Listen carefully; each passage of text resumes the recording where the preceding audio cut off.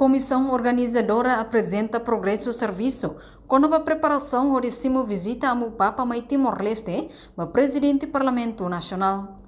Comissão organizadora atual ministro Administração Estatal, Tomás do Rosário Cabral, relata serviço na preparação simo visita ao Papa Francisco Mai Timor-Leste durante o Lorontolo e a full em setembro tinangné. Governante afirma, durante o Lorontolo e a Timor-Leste, governo prepara comissão rua, nessa comissão alto nível institucional, ne Ehusi Vaticano Macaharei, e Sira Seihalo Serviço Coordenação e a Railaran o Vaticano, com a agenda atividade preparativo Sira.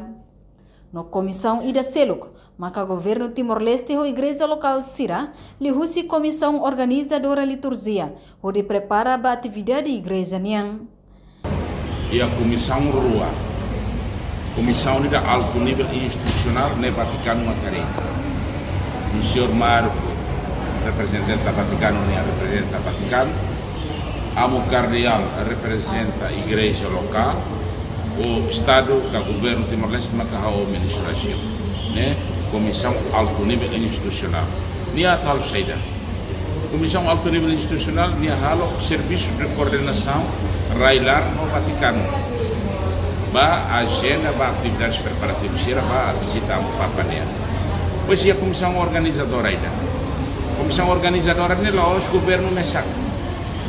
A igreja local. Sema que representa a igreja local, mas a Mucardial.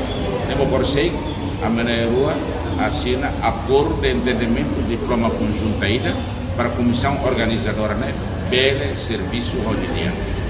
Né? Enquanto o orçamento para visita Papa durante Lorontolo, né? Governo aprovado ONA no Tuirlei e a Lorontolo depois de amo Papa Fila Faliba se apresenta e a Conselho Ministro, onde for saiba público. Tuir horário sequência nebe iha katak. Iha loron sia fulan setembro amo Papa se halau atividade no dar sefi Estado Vaticano niang. Depois iha loron sanulo. To loron sanulo racing ida se halau atividade pastoral niang. No dar líder máximo Igreja Católica iha mundo. Portanto, durante a Timor-Leste, Nunciatura Apostólica iha dele, sai nessa residencial oficial ba amo Papa Francisco.